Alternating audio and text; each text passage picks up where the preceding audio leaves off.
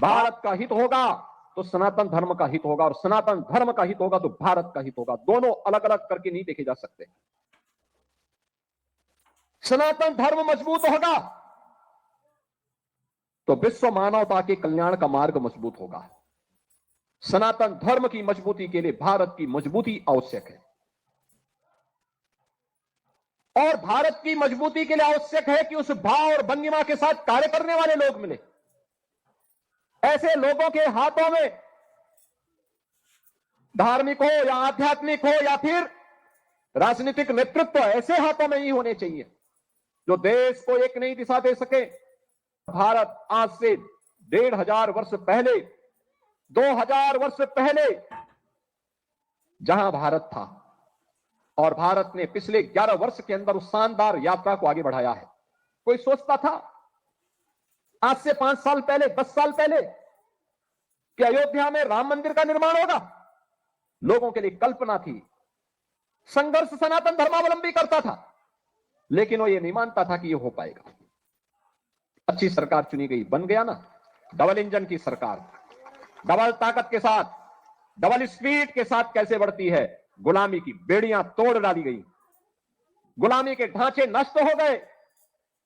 अयोध्या में रामलला का भव्य मंदिर का निर्माण हो गया और सनातन धर्म की ध्वजा पताका उसके ऊपर फहरा रही है।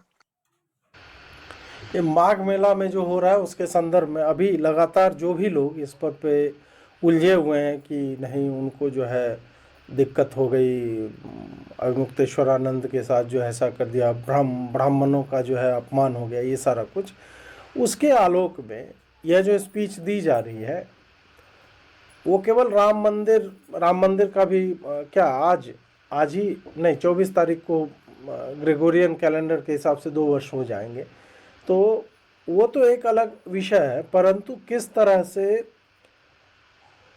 राष्ट्र का जो विकास है वो समाज द्वारा एक सकारात्मक भाव लेकर के चलने में अंतर्निहित है। यदि समाज धर्म को लेकर के नहीं चलेगा और धर्माचरण नहीं करेगा, जो हिंदू धर्म में बताया गया, बाकी मैं रिलीजन मजहब की बात नहीं कर रहा हूँ, तो हम कहीं नहीं पहुँच सकते, क्योंकि हिंदुओं के सनातनी मूल्यों में ही सबसे ऊपर ही राष्ट्रहित सर्वोपरि आता है, और वो हम किस तरह से आगे ले जाते हैं, उसका रिप्रेजेंटेशन कौन कर रहा है, कौन उसका प्रतिनिधित्व कर रहा है, और वो अपने आप को किस तरह से सामने दिखा रहा है, ये बहुत मैटर करता है। हालांकि हम काशी कॉरिडोर को लेकर के, अयोध्या को लेकर के, हम उज्जैन में जो हुआ, हवा में उड़ गए सारे फाइबर ग्लास की मूर्तियां जो है, वो सब लेकर के हम आलोचना कर चुके हैं, करते रहेंगे। परंतु यह बात, इस बात में कोई संशय नहीं होना चाहिए कि यदि हिंदुओं के लिए जितना भी कुछ हो रहा है, नरेंद्र मोदी पर फिर भी आप एक बार जो प्रश्न उठा सकते हो, परंतु योगी आदित्यनाथ ने जितना किया है हिंदुओं को लेकर के, वो मुझे लगता है उसका समानांतर नहीं है, आज के समय में नहीं है। मैं पूर्व के लोगों की, माता अहिल्याबाई या फिर हम सवाई माधो सिंह, इनकी हम बात नहीं कर रहे हैं। हम आज के समय में कौन सरकार के लिए कितना आगे जो है, सरकार के लिए बोलता हूँ, समाज के लिए कौन, हिंदुत्व के लिए, उस विचारधारा के लिए जो एक यहाँ की बहुसंख्यक जनता की विचारधारा और धर्माचरण उनका उसके हिसाब से होता है, उसके लिए कौन क्या कर रहा है, इसमें कोई संशय नहीं है कि इस गवर्नमेंट ने बहुत कुछ किया है। यह है भारत का वैभव जो प्रत्यक्ष दिखता है। कोई सोचता था काशी में, काशी विश्वनाथ धाम, आज से 10 साल पहले कोई जाता था, 10 श्रद्धालु एक साथ जाने में कठिनाई होती थी, 50 लोग नहीं जा सकते थे। आज काशी विश्वनाथ धाम में 50,000 श्रद्धालु एक साथ जा सकता है, दर्शन कर सकता है। इस समय 1.5 से लेकर 2 लाख श्रद्धालु प्रतिदिन वहां दर्शन कर रहा है। अयोध्या में 1.5 से 2 लाख श्रद्धालु प्रतिदिन दर्शन कर रहा है। कोई भय नहीं, कहीं कंजेशन नहीं, कहीं पर अफरा तफरी नहीं। और प्रयागराज में समरसता का क्या अद्भुत नजारा है। मौनी अमावस्या में 4.5 करोड़ श्रद्धालुओं ने संगम में स्नान किया। 4.5 करोड़। दुनिया के कई देशों की आबादी 4.5 करोड़ नहीं है। जहां हमारे यहां एक दिन में लोग संगम में, त्रिवेणी में आस्था की डुबकी लगा रहे हैं। ये भारत में ही हो सकता है। इस संतों का प्रताप है, इनकी साधना का प्रतिफल है, राजनीतिक नेतृत्व के द्वारा दिया गया मार्गदर्शन है, और आने वाले हर श्रद्धालु को सुविधाजनक तरीके से उसकी आस्था का सम्मान करते हुए अपने कार्यक्रम को आगे बढ़ाया जा रहा है। पिछला एक सहस्त्राब्दी, यानी 8वीं सदी से लेकर के 19वीं सदी तक भारत ने गुलामी की बेड़ियों को, विदेशी आक्रांताओं को झेला है। अब अगला 1000 वर्ष ये भारत का वर्ष है, सनातन धर्म को परम वैभव तक ले जाने का वर्ष है, और इसी के लिए हम सबको अब कार्य करना है, मिलकर के कार्य करना। 1000 वर्ष तक दुनिया के अंदर केवल और केवल भारत का डंका होना चाहिए, भारत का सनातन धर्म का डंका बचना चाहिए। इसके लिए हम सबको कार्य करना होगा। मौनी अमावस्या जिस पे बोले 4.25 करोड़ लोगों ने वहाँ पे स्नान किया, और एग्जैक्टली यहीं पर ये लोग जो है वो बैठे हुए थे कि हम किस तरह से कुछ जो है अहित कर दें, किसी न किसी तरह से हम वहाँ पे भगदड़ वगदड़ मचे कुछ जो है, और योगी को ब्लेम किया जाए। तो ये उत्तर प्रदेश में जो हो रहा है या जो करने की चेष्टा की जा रही, वो केवल मतलब ये कोइंसिडेंस नहीं है, ये पूरा का पूरा ये छोटे छोटे स्तर पे ये प्रोजेक्ट किए जा रहे हैं कि आप एक एक इंसिडेंट को लेकर के किस तरह से सरकार को जो है ब्लेम कर सको कि ये सरकार जो है निकम्मी है, नकारी है, और इन लोगों ने जो है पूरा का पूरा मतलब हिंदुओं को नकार दिया, हिंदुओं को मरने के लिए छोड़ दिया है, इस तरह का भाव वो देना चाहते हैं। पर चाहे मौनी अमावस्या का स्नान हो या फिर अभी जो माघ मेला चलेगा, उसमें आप देखोगे कि किस तरह से बहुत सारे लोग, बहुत सारे जाति समूहों से, हर जाति समूह से इनफैक्ट वो आ रहे हैं, और बिना किसी इंसिडेंट के ये सारा कुछ हो रहा है। वहाँ पर एक व्यक्ति जो स्वयं को संत कहता है, वो वहाँ पर किस अकेला इंसिडेंट है ये पूरे माघ मेले का, आपको और कहीं को व्यवस्था कुछ कभी आपने नहीं सुना होगा। और यह एक व्यक्ति वहाँ पे जाता है जो हाईली पॉलिटिकल है, जो अपने कैंडिडेट तक जो है राजनीति में उतारने की चेष्टा कर चुका है, हालांकि फ़ायदा कुछ हुआ नहीं। वो वहाँ पर जाता है, उसका एक ही पर्पस जो है वो था, और वो एक तरह से आप कह लीजिए कि हाँ उसको फुटेज थोड़ा सा मिल गया। कुछ लोग जो हैं, जो ब्राह्मण हैं, बहुत सारे जो आहत हो गए हैं, मैंने ट्विटर पे वॉइस ऑफ ब्राह्मण को भी देखा, वो भी बेचारा जो है परेशान हो रहा है कि नहीं अपमान हो गया। भाई अपमान अभी मुक्तेश्वरानंद का नहीं हुआ है, वो वहाँ पे क्या करना चाह रहे थे जाकर के थोड़ा आप पढ़िए समझिए। इस तरह से हर व्यक्ति शंकराचार्य अपने नाम में लगा कर घूम रहा है। 1 मिनट को हम मान भी लेते हैं तो क्या वो बैरिकेड तोड़ करके उसके शिष्य आएंगे, बाकी और के वो पालकी के साथ जाएंगे घाट तक?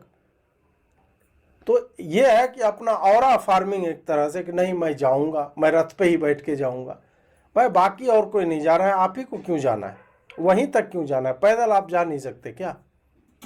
फिर भी इसके बाद भी आप देखिए जिस तरह से मतलब अच्छे से माघ मेला जो है वो चलता जा रहा है, वो अपने आप में एक बहुत बड़ी बात है। एक योगी के लिए, एक सन्यासी के लिए, एक संत के लिए धर्म और राष्ट्र से बढ़कर के कुछ नहीं हो सकता।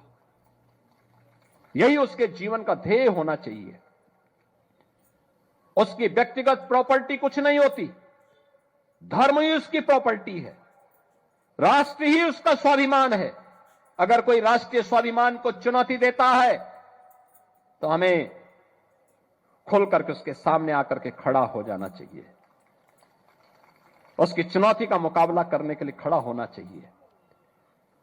कोई धर्म के खिलाफ आचरण करता है, क्योंकि ऐसे तमाम कालनेमी होंगे जो धर्म की आड़ में सनातन धर्म को कमजोर करने की साजिश रच रहे होंगे। हमें उनसे सावधान होना होगा, उनसे सतर्क रहना होगा। तो कालनेमी कौन है, ये मतलब ये भी थोड़ा सा बता देते। और हैं ऐसे लोग जो एक तरह से मतलब रिप्रेजेंट करते हुए दिखते हैं हिंदुओं को, और उनका आचरण जो है बहुत ही विचित्र टाइप का है। यहाँ पे एक और बात मैं बोलना चाहूँगा कि हमने जो लोगों ने इन्होंने काउंटर करने की चेष्टा की है अभिमुक्तेश्वरानंद की, उनकी भी बोली भाषा आप देखोगे तो वो भी संत जैसी नहीं है कि ठोक दिया, घसीट के मारा, ये सब तो ये भी भाषा जो है साधुओं की नहीं है। आप भी वो तो योगी आदित्यनाथ जो कहेंगे या करेंगे उसके विरोध में तो उनको रहना है।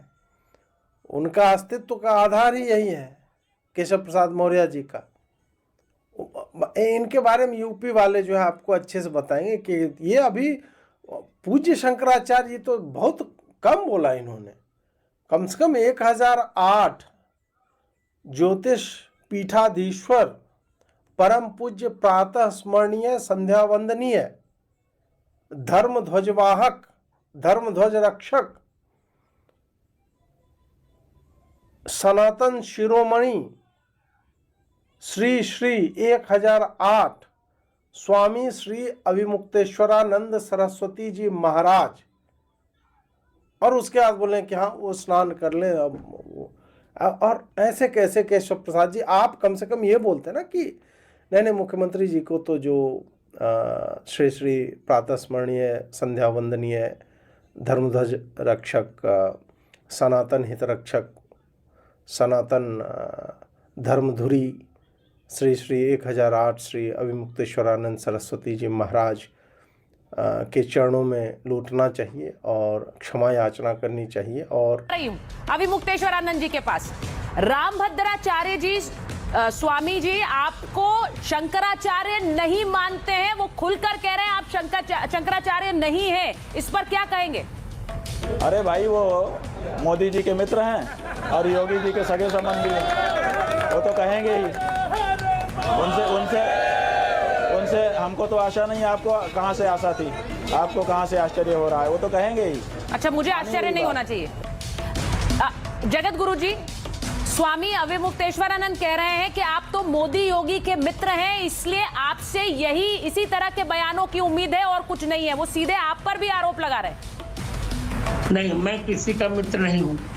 जो शास्त्र के विरुद्ध बोलेगा उसके विरुद्ध में बोलूंगा, जो शास्त्र के विरुद्ध आचरण करेगा बेटी उसके विरुद्ध में बोलूंगा। ये हमको प्रमाण देना कि गंगा स्नान करने के बहाने से जाना चाहिए। ये पहले अपने शंकराचार्यत्व को प्रमाणित करें, कहाँ शंकराचार्य हैं। और तीसरी बात, शंकराचार्य शब्द में कौन सी संधि होगी इसका भी इस व्यक्ति यार ये होता है, ये होता है ना। रामभद्राचार्य जी ने, मेरे पास भी माइक है, ये लिया और बोले माइक ड्रॉप मोमेंट हो गया भैया। ये ले, शंकराचार्य में कौन सी संधि है, इस व्यक्ति को इसका भी ज्ञान नहीं होगा। ये वाला हिस्सा मैं पुनः चलाना चाहूंगा मित्रों। अरे बाप रे, मैं आप ही का सवाल लेकर जा रही हूँ। अभिमुक्तेश्वर कहाँ शंकराचार्य हैं। और तीसरी बात, शंकराचार्य शब्द में कौन सी संधि होगी इसका भी इस व्यक्ति को ज्ञान नहीं।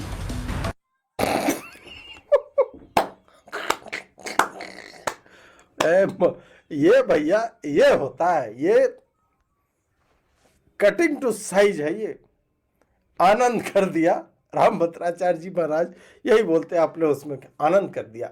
तो आनंद कर दिया रामभद्राचार्य जी ने कि भाई बताओ शंकराचार्य में, शंकर और आचार्य में, पहले तो बोले शंकराचार्य में संधि होती कैसे है। शंकर प्लस आचार्य होगा वो संधि, या शंकरा प्लस चार्य होगा, या शंकराचा प्लस आर्य होगा, क्या होगी, कौन सी संधि वहां पे होगी। वो विग्रह जो है संधि वो विच्छेद करके हमें बता दे किस तरह की संधि है, तब मान ले, बस हो गया। ये अपने शंकराचार्यत्व को प्रमाणित करें। और मैं तो किसी भी दिन रामभद्राचार्य जी महाराज जो बोलते हैं उनके वचनों पे ही जाऊंगा। मैं इनके वचनों को लेकर के ना भाई ना। और